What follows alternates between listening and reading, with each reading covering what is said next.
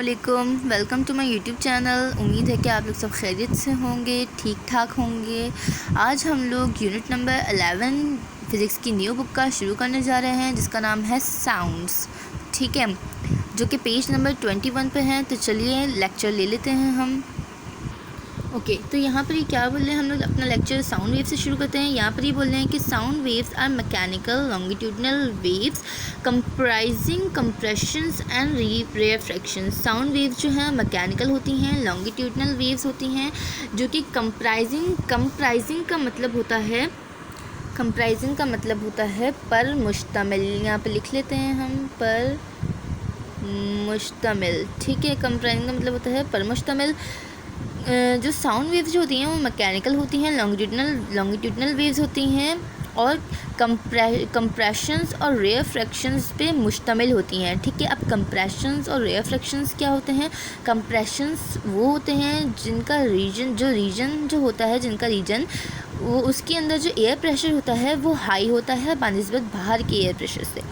और rare fractions वो होते हैं जिनका एयर प्रेशर जो है वो लो होता है बनिस्बत बाहर के एयर प्रेशर से। ठीक है, ये दोनों एक दूसरे के अपोजिट हैं। तो production of sound bye vibrating sources. Sound की प्रोडक्शन कैसे होती है? वाइब्रेटिंग सोर्सेज से। ठीक है, when you hit the skin of a drum, कि जब हम किसी ड्रम की स्किन को हिट करते हैं, उस पर मारते हैं, it starts vibrating and it makes back and fourth very quickly. वो वाइब्रेट करना शुरू हो जाती है और जल्दी जल्दी आगे पीछे। ठीक है, these vibrating squeeze and stretch the air. ये इसकी जो वाइब्रेशन होती है वो स्क्विज का मतलब होता है निचोड़ना एंड स्ट्रेच का मतलब होता है खींचना। ठीक है, वो निचोड़ती है और खींचती है एयर को इन फ्रंट आगे से and disrupt the surrounding molecules, और आसपास के जो मॉलिक्यूल्स होते हैं उसको ख़त्म कर देती है। This series of squishes and stretches according produced compression and rare fraction.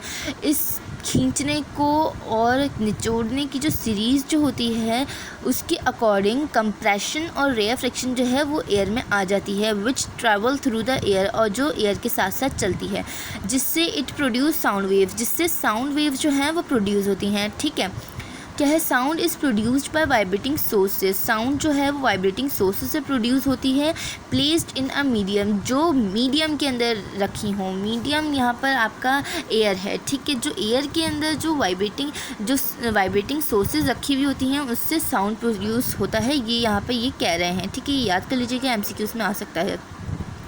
A vibrating object in the medium causes of alternating compressions। जो वाइब्रेटिंग ऑब्जेक्ट होता है मीडियम के अंदर वो कॉज करता है alternating compressions and rarefactions, एक जैसी कंप्रेशंस को और रेयर फ्रैक्शंस को, दैट कैरी द साउंड, जो कि साउंड को कैरी करती है फर्दर आगे, अवे थ्रू द मीडियम, आगे मीडियम से ले जाने के लिए। ठीक है, sound is the form of energy.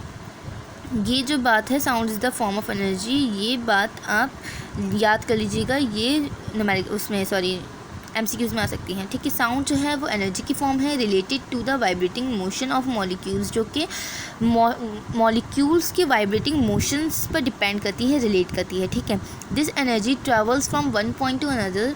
ये जो एनर्जी है वो एक पॉइंट से दूसरे पॉइंट तक ट्रैवल करती है एज अ वेव के सूरत में। ठीक है, फॉर एग्ज़ाम्पल यहाँ पे इन्होंने एग्जांपल भी दी है, a guitar produces a musical note. जो गिटार है वो म्यूज़िक जो है वो प्रोड्यूस करता है। व्हेन द स्ट्रिंग वाइब्रेट्स, जब उसकी जो स्ट्रिंग्स जो हैं वो वाइब्रेट होती हैं तो वो गिटार जो है वो म्यूज़िकल नोट प्रोड्यूस करता है। ठीक है, नीचे दूसरी हेडिंग हमारे पास आती है longitudinal nature of sound waves. Sound waves की लॉन्गिट्यूडनल नेचर। ठीक है, a sound is a mechanical longitudinal waves. यहाँ पे बोल रहे हैं साउंड जो है एक मैकेनिकल लॉन्गिट्यूडनल वेव है। द डायरेक्शन ऑफ वाइब्रेशन, जो उसकी जो साउंड की जो डायरेक्शन होती है वाइब्रेशन की of air molecule is parallel, वो पैरेलल होती है। ठीक है, टू वेव मोशन। पैरेलल मतलब ऐसे। ठीक है, पैरेलल एक दूसरे जो बराबर होती है उसे पैरेलल कहते हैं, वो पैरेलल होती हैं।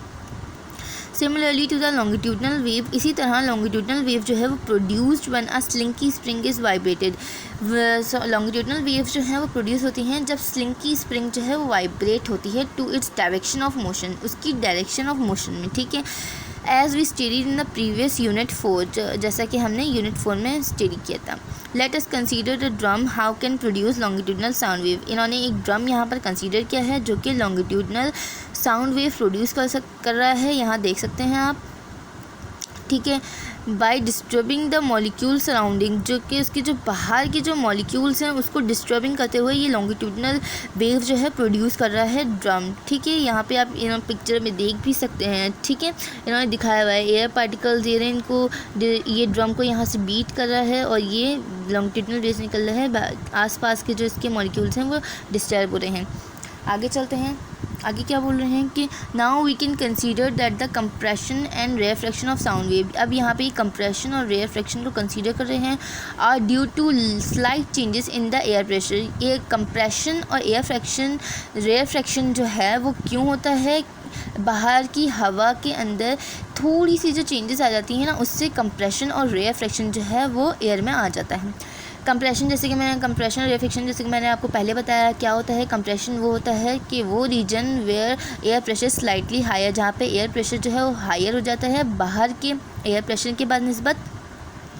रेफ्रैक्शन क्या होता है, are region where air pressure slightly low है, जहाँ पे एयर प्रेशर लो हो जाता है then the surrounding air pressure, बाहर के एयर प्रेशर से। सही, the rising and falling of the air pressure take place continuously. जो एयर का जो प्रेशर है वो ऊपर नीचे मतलब बढ़ता भी रहता है, गिरता भी रहता है, ये हर वक्त चलता रहता है, ये इसका कंटिन्यूस है। As long as a drum produce the sound, जब तक ड्रम प्रोड्यूस करता रहेगा साउंड, एयर का जो प्रेशर है वो बढ़ता रहेगा, कम होता रहेगा, ठीक है। Thus we can illustrate the region where the sound travel through air.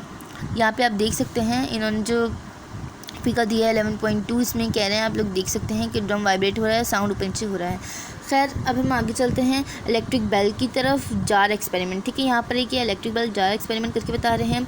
Sound is क्या बोल रहे हैं, sound is a mechanical wave. Sound जो है एक मैकेनिकल वेव है that needs a material medium, जिसको मीडियम की ज़रूरत होती है, such as gases, liquid, solids, ठीक है। जैसे कि गैसेज होती हैं, लिक्विड होनी चाहिए या सॉलिड, इन तीनों में से कोई एक चीज़ होनी चाहिए तभी साउंड प्रोड्यूस हो गया। To propagate due to the vibrating motion of particles के वाइब्रेट करने के लिए कोई ना कोई इसको मीडियम चाहिए होता है। दैट ट्रांसपोर्ट साउंड वेव, जो कि साउंड वेव को ट्रांसपोर्ट कर सके, लेके जा सके in the form of energy की फॉर्म में, from one point two another, एक पॉइंट से दूसरे पॉइंट तक, ठीक है। Sound can not travel through a medium, sound can not travel through a vacuum, sound जो है वो वैक्यूम से ट्रैवल नहीं हो सकता। Demonstrated by the following experiment, जो कि इन्होंने ये एक्सपेरिमेंट करके दिखाया है, ठीक है। यहाँ से यहाँ तक एक्सपेरिमेंट है, एक्सपेरिमेंट करते हैं। टेक एन इलेक्ट्रिक बेल, एक इलेक्ट्रिक बेल लिए इन्होंने, यहाँ पे पिक्चर भी है, and an air tight glass bell jar, इन्होंने एक air tight glass bell jar भी लिया है, and then suspended the electric bell, और इसके अंदर इलेक्ट्रिक बेल रख दी है जार के अंदर। क्या बोल रहे हैं यहाँ पे कि connect the bell jar to the vacuum pump, कि बेल के जो जार को जो है ना वैक्यूम पम्प से कनेक्ट करते हैं। यहाँ से जो ये पाइप जा रहा है वैक्यूम पम्प का है, ठीक है। When you switch on the electric bell, जब आप इलेक्ट्रिक बेल को स्विच करेंगे, you can hear the sound, आप साउंड सुन सकेंगे of the bell coming from inside air, जो कि अंदर से आ रहा है जार में से, ग्लास मटेरियल, ठीक है। Now start the vacuum pump, फिर जब आप वैक्यूम पम्प को स्टार्ट करेंगे, as the air in the jar, तो जो जार के अंदर एयर होगी इज़ ग्रेजुअली पम्प्ड आउट, वो बाहर निकल जाएगी, ठीक है। द साउंड बिकम्स फाइंटर, साउंड जो है वो लो हो जाएगा। ऑल्दो द सेम करंट, जबकि सेम करंट जो है वो पास हो रहा है अभी भी, और तब भी यही करंट पास हो रहा था, लेकिन जब एयर बाहर निकल गई तो साउंड स्लो हो गया, बहुत मतलब ना होने के बराबर आपको सुनाई दे रहा है, ठीक है। उसके बाद क्या कह रहे हैं, कहाँ गया, हाँ ये रहा, is passing through the bell and hammer that strikes the gong, although the same current pass हो रहा है, और हैमर भी जो है वो गॉन्ग पर हिट कर रहा है। आफ्टर अ वाइल, थोड़ी देर के बाद, you will hear the faintest sound, आप बहुत हल्का सा साउंड सुनेंगे। When there is less air, जब वहाँ पर थोड़ी सी हवा आ जाएगी। What happens when the air is completely removed, क्या हुआ था जब एयर जो है वो कम्प्लीटली रिमूव हो चुकी थी, ठीक है। Will you still able to hear the sound of the bell, क्या आप तब भी बेल की साउंड सुन सक रहे थे। The electric bell still produce the sound, ये यहाँ पे जवाब दे रहे हैं, इलेक्ट्रिक बेल तब भी साउंड प्रोड्यूस कर रही थी, but now we can not hear it, लेकिन हम इसको सुन नहीं पा रहे हैं, ठीक है। This is because sound wave always need a medium, ये किस लिए हो रहा है, क्योंकि साउंड वेव को हमेशा मीडियम की ज़रूरत होती है। टू प्रोपगेट साउंड एनर्जी के जो कि साउंड एनर्जी को लेके जा सके। In the bell jar it was a vacuum hence sound wave can not travel. इस बेल जार के अंदर वैक्यूम था तभी साउंड वेव जो है ट्रैवल नहीं हो पा रही थी। दिस एक्सपेरिमेंट मेक श्योर, इस एक्सपेरिमेंट ने हमको श्योर कर दिया that the bell does not touch glass, bell जो है ग्लास को टच नहीं कर रही थी। And that the connecting wire used are thin, और ये जो कनेक्टिंग वायर थे वो थिन थे।